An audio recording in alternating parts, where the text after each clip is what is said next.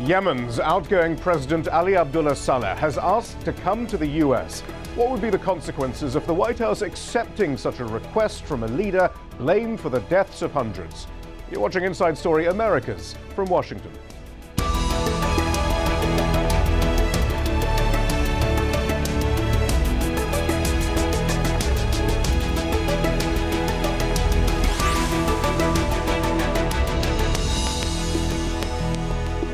Hello, I'm Shihab Rutansi. President Salah has ruled Yemen for 33 years. US President Obama, like his predecessor, President Bush, regards him as a critical ally in the fight against al-Qaeda. But thousands of Yemenis have been protesting for months, calling for Salah to step down. Hundreds have been killed by government security forces. In November, President Salah signed an agreement in Saudi Arabia. He pledged to resign after next year's elections, and in return he was promised immunity from prosecution for crimes such as the killing of protesters during his rule. Looking forward, there are several issues for the US in Yemen. Firstly, there's the ongoing fight against al-Qaeda in the Arabian Peninsula, which the US calls a great threat to American security. It was in Yemen that accused al-Qaeda cleric Anwar al-Awlaki became the first US citizen to be killed in a CIA drone strike. Another issue is the Yemeni government's ongoing struggle against the Houthi fighters in the north. Salah and Saudi Arabia accuse Iran of backing them, a charge denied by the rebels and Tehran. And as elsewhere in the region, the question remains for Washington. Will a truly democratic government give the US permission to continue its covert war against its perceived enemies, most notably its campaign of drone strikes in Yemen? In June, Salah was injured in a rocket attack and is still recovering from his wounds. But on Saturday, he denied that was the reason for wanting to travel to the US. I will go to the United States, not for treatment because I'm fine, but to get away from attention, cameras, and allow the unity government to properly prepare for elections. I want to be away for the elections because whether it fails or succeeds, people may blame the president. So, if President Salah travels to the United States, would it be seen as White House support for a despot with blood on his hands? And what is the future of US policy in Yemen? To discuss this, we're joined from New York City by Abdullah Al-Saidi, Yemen's former ambassador to the United Nations. He's a senior fellow at the International Peace Institute. Here in the studio, we have Edmond, the former US ambassador to Yemen. He recently wrote a book on al-Qaeda in Yemen. And Middle East analyst and blogger Andrew Exum, a senior fellow at the Center for a New American Security here in Washington. Ambassador Al-Saidi, first of all, we've had various conflicting reports as to what exactly is going on. What exactly is going on, do you think? Well, I think the U.S. will certainly grant Salah a visa for humanitarian reasons, and he's coming to the United States, I think, to New York Presbyterian Hospital for advanced medical treatment. I think this is certain. And is this about medical issues? Salah himself seemed to suggest it wasn't. In fact, he stated it wasn't quite categorically. You are right. I think what he said in the press conference a few days ago are very contradictory. In one sense, he said his health is in good shape. He's coming here to allow the process in Yemen to move smoothly, but we know that his health is not as it should be. So he's coming here, I think, for medical treatment, irrespective of what he said. Andrew Exum, can we believe that? I mean, clearly he does have medical issues, but once again, Mr. Salah isn't exactly reading the same script as perhaps those who back him and others might want him to. Yeah, I think this whole decision is somewhat caught off guard. The White House and has at the same time set off a quite vigorous debate within the White House and within the administration about whether or not this is the right decision. I think the problem that U.S. policy has had over the past few years certainly is that we've seen Yemen through a soda straw, shaped like counterterrorism and only counterterrorism. So we've got this one prism through which the United States sees Yemen. And I think that's functioned to kind of blind U.S. policy to a degree. I think it's telling that the lead action officer within the administration, by the reporting in the New York Times at least, is John Brennan, the president's chief counterterrorism advisor. This is not the Secretary of State who's weighing in on this. This is solely dictated, or seems to be heavily influenced by the president's chief counterterrorism advisor. So I think that this is going to be a pretty vigorous debate within the administration and within policy circles, because what message does this send to the protesters in Yemen who think that President Salah should be prosecuted and not necessarily given refuge in a New York hospital? Ambassador Halden, give us more specifics there. What considerations are those around the president and the counterterrorism chief discussing, and should they allow Salah to come to Washington, do you think, or to New York rather? Well, I'm not privy to inside discussions, but according to the reporting in the New York Times, or what should they be discussing is perhaps the question. The motivation is to distance Salah from political developments in Yemen, to allow them to proceed in a more positive direction, and to get through this critical period between now and the elections. And the argument is that if you get Salah in the United States, that will facilitate that transition. Personally, I think whereas you have the possibility of short-term gains, there is also, as Andrew pointed out, the distinct probability of a long-term cost in this. And I think the decision, if it's actually been made, to allow Salah to come is a dubious one. Ambassador Al-Saidi, though, just because Salah is in the US, though, does that really mean that he has no control over what's occurring in Yemen? Isn't the fundamental framework of his rule, doesn't that still exist in Yemen wherever he is, though? Let me first, I hope that Edmond is correct, that the US is working to neutralize Salah's negative influence on the peace process in Yemen, the transfer of power. I think there are three conditions that will make the visit a plus for the United States. One, I think the US should tell Salah he cannot use the US as an arena to propagate his views and then sow dissension and discord in the country. Second, I think he is going to be here. It is incumbent on the United States to tell Salah that his regime is over and he should cooperate in the smooth transfer of power. I think this is very important. Thirdly, I believe the US will do well to tell Salah that returning back to Yemen from New York will destabilize the country. And Salah must come to understand that his regime is over and he must cooperate in transferring power peacefully. Andrew Exum, though, to understand that, though, I suppose we also have to understand the nature of the relationship between the United States and Salah. I mean, can the US really be this bad cop and say to Salah, look, you know, these are the rules? I mean, surely the US is relying on Salah's relatives, his sons, his nephews, and so forth, to put together their counterterrorism policy in the region. No, that's exactly right. First off, it's a tremendous honor to be on with these two distinguished ambassadors, and they both make excellent points.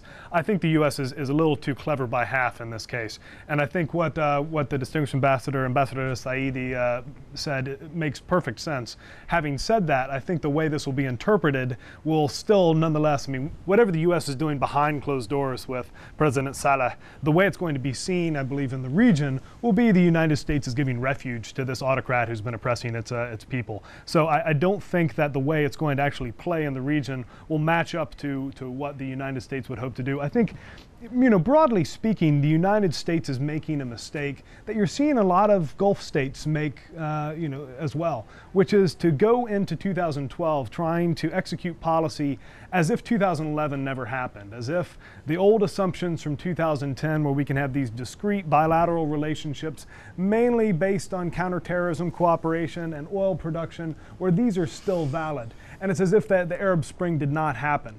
It's still true that the United States has interests that vary from country to country, and the local dynamics from country to country within the Arabian Peninsula certainly, but also within the greater Middle East, they vary tremendously. However, I don't think that it's possible to do what the United States is doing in Yemen and for that not to have a follow-on effect elsewhere. People will wonder, well, if Bashar al-Assad gets pancreatic cancer, will he be treated at Johns Hopkins, or what? How can the United States do this? Whose side is the U.S. on? I think we should actually just remind ourselves as to why the U.S. feels Yemen is so important. American officials cite in particular, as an example to the American people of Yemen's importance, the notorious underwear bomber incident to highlight the danger posed by Al-Qaeda in the Arabian Peninsula to the United States itself. Umar Farouk Abdul-Muttalab pleaded guilty to attempting to blow up a US-bound flight on Christmas Day in 2009 using a bomb hidden in his underwear. He claims he was trained by Al-Qaeda in Yemen and that they supplied him with the bomb. Speaking in September, this is what President Obama says about the threat of Al-Qaeda in Yemen. Al-Qaeda in the Arabian Peninsula remains a dangerous, though weakened, terrorist organization. And going forward, we will remain vigilant against any threats to the United States or our allies and partners. But make no mistake, this is further proof that Al-Qaeda and its affiliates will find no safe haven anywhere in the world.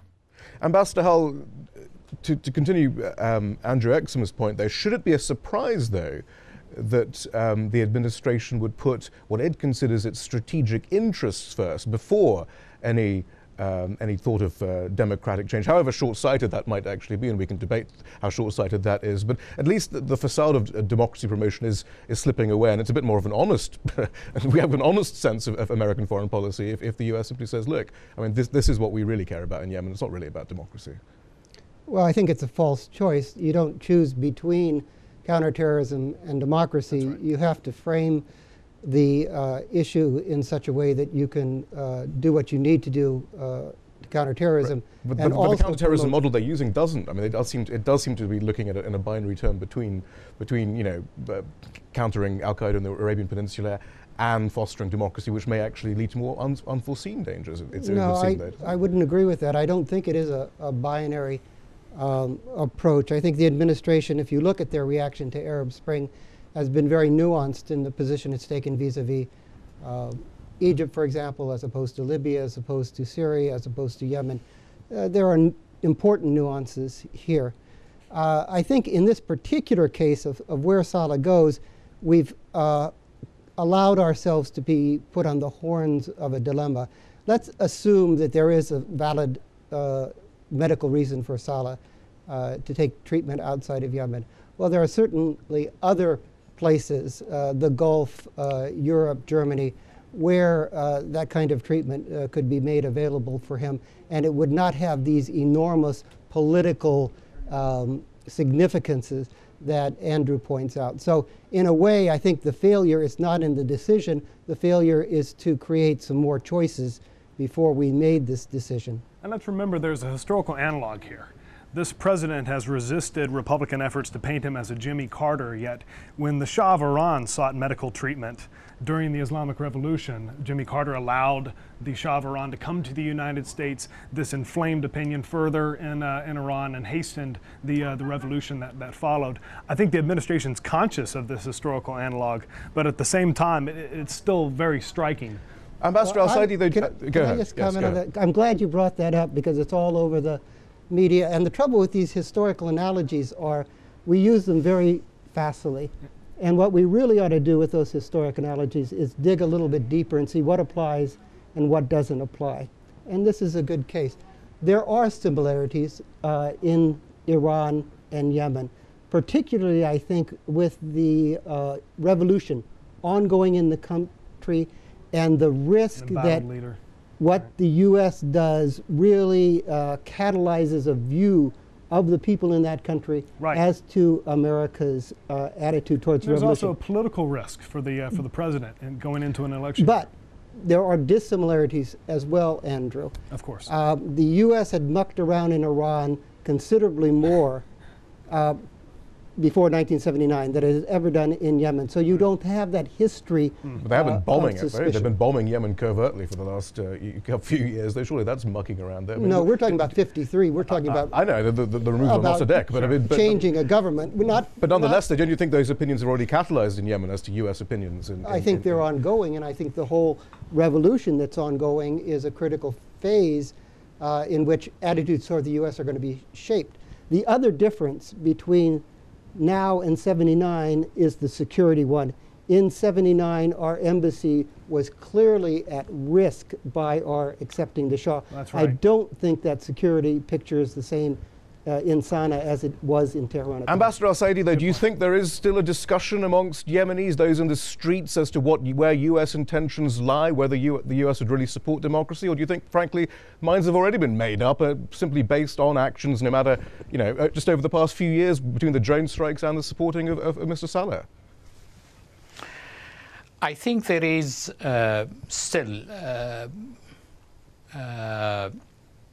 disappointment at the U.S. position, among some, not all. But I think that the statement of the ambassador in Sana'a, U.S. Ambassador Feinstein, whom I believe has done a lot of good things in Yemen, was misfortunate to characterize the protester move from Taiz to Sana'a to be not peaceful, which I think some in Sana'a interpreted that as giving a green light to the regime to suppress the protesters through arms.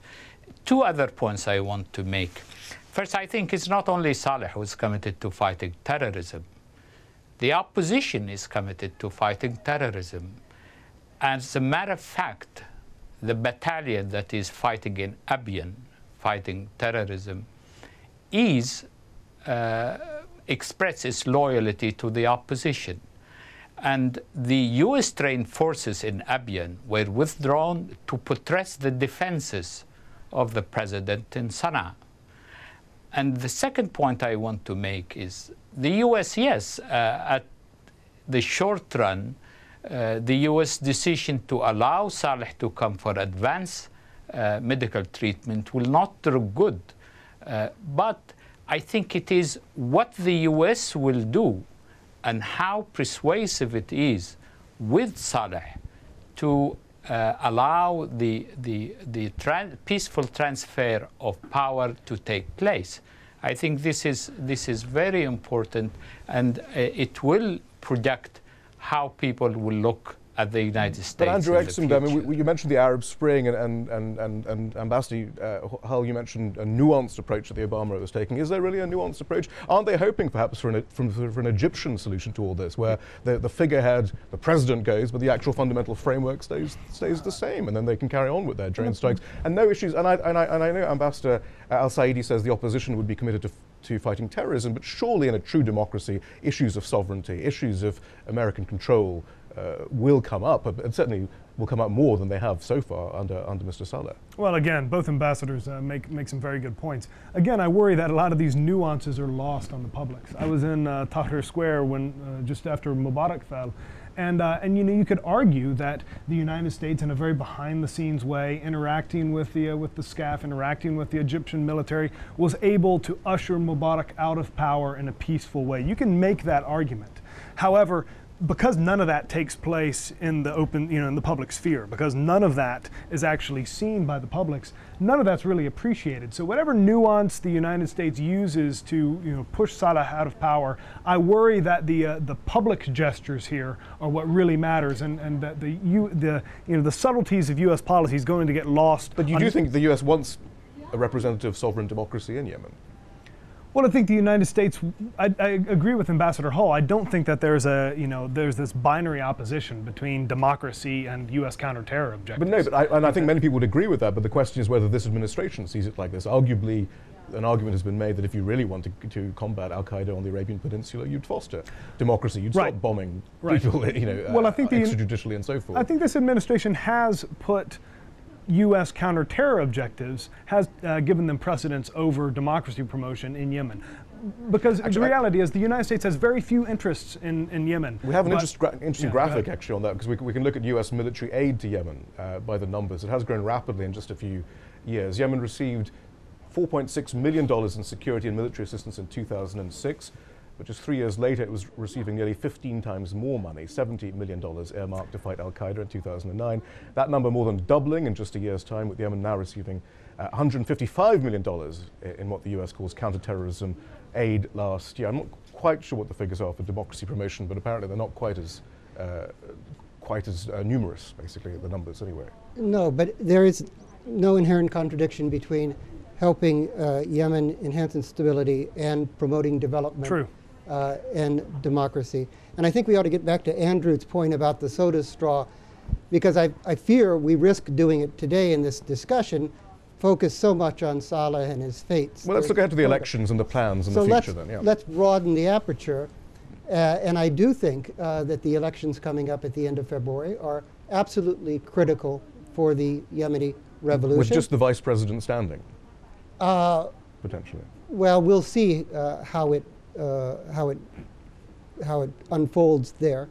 But today, Yemen is in the process of disintegration. The north, under the al-Houthis, are becoming akin to Kurdistan. The south, under the secessionists, are also asserting independence.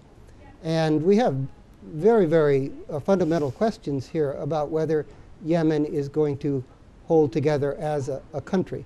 Now, what we've seen elsewhere in the Middle East, in places like Tunisia and Egyptian, elections are very popular, and elections can be a unifying activity if they're done properly. Yemen has a tradition of relatively free and fair elections. In my view, it is critical that these upcoming elections serve that unifying force, and that the international community provide every assistance it can to Yemen to achieve that effect. And let me just add one thing, which is that I don't necessarily think that it's a contradiction that if you have increased U.S. foreign military aid, foreign military sales, security force assistance, that this means that the United States doesn't take democracy promotion seriously. Oftentimes, the source of U.S. leverage over regimes throughout the world are these types of programs. So you don't feel that they're looking at it through this, again, this war on terror prism, which again does mean, and that has also been shaped in Yemen, partly because of a lack of expertise, perhaps, by Ali Abdullah Salah. Yes, Ambassador Al-Saidi. Yes, I believe that what Edmond said about the importance of the election on the 21st is correct. That is why we should not allow Salah and the remnants of the regime to cloud the atmosphere before the elections. And you know the experience of Yemen, the route Yemen took by signing the Gulf Initiative, the GCC initiative, is very important in the Arab Spring, because we have Syria. Syria, the question is, what route will it take? Will it go the Libyan route, or will it select the Yemeni route? But last time I checked, the youth on the streets didn't accept that this was going to lead to any change. They feel that they don't really trust the Saudis or the Americans, frankly, or the Gulf Cooperation Council to really have much of an interest in real democracy in Yemen. But it is, I'm telling you my view. I think my view is this is the best thing that happened to Yemen. Had the Yemenis not signed the GCC initiative, I think what Edmond is predicting might have been correct. That is to say, the south may split, the north might expand, that is Houthis. I believe, however, and here I disagree with Edmond, I believe that the secessionist movement is receding because of the uprising. I think the Houthis are determined now to have a political party, and this is as a result of the uprising. I think what's important is for Yemen to have good governance, to fight corruption, and this is part of the problem we had in the south. And I think with the uprising in Yemen, I am very hopeful. All right, well, we'll leave it on a hopeful note then. Ambassador Al-Saidi, thank you very much. Ambassador Hull, thank you to you as well, and Andrew Exum. And that's it from the team in Washington, D.C. for now. But we want to hear from you. Tell us what stories you think we should be covering. Send your ideas directly to us at InsideStory@aljazeera.net.